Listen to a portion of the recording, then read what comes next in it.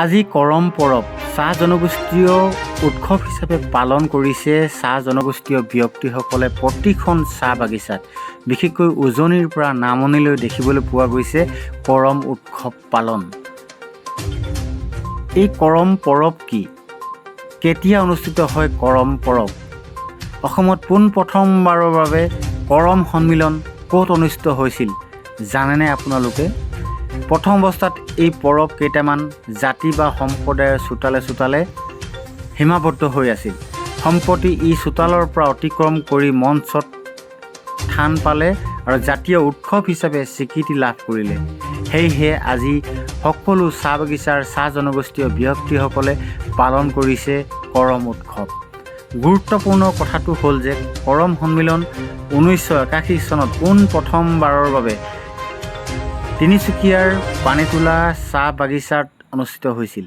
আজি সমগ্ৰ অসমৰ লগতে পানীতোলা কেন্দ্ৰীয় কৰম সন্মিলন পুৱাৰ পৰা কৰম পৰৱ অতি উলহ মালহেৰে উদযাপন কৰিলে। এনেদৰে ঝুমুৰ তালে তালে চাহ জনজাতিৰ লোকসকলে কৰম পৰৱ পালন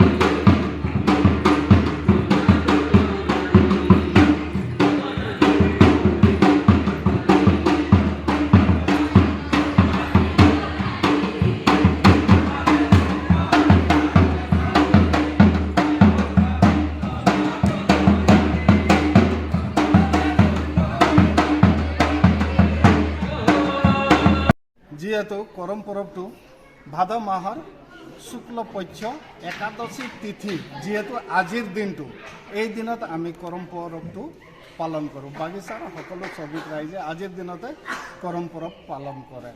যিটো ইয়াৰ পাছত আমি যিটো মঞ্চত কৰোঁ, যিটো ষ্টেজত নিওঁ, সেইটো হ'ল কৰম বিদায় আমাৰ সন্মিলন, কৰম বিদায় সন্মিলন।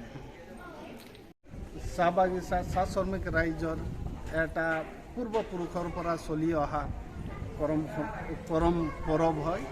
এই পৰৱত 7 দিন আগৰ পৰা আমাৰ যুৱতীসকল মানে ব্ৰত পালন কৰি থাকে আৰু আজি একাদশীৰ দিনা কৰম ডাল জংঘলৰ পৰা কাটি আনি কৰম ডালকে আমি আজিৰ এই কৰম পৰৱৰ দেৱতা মানো।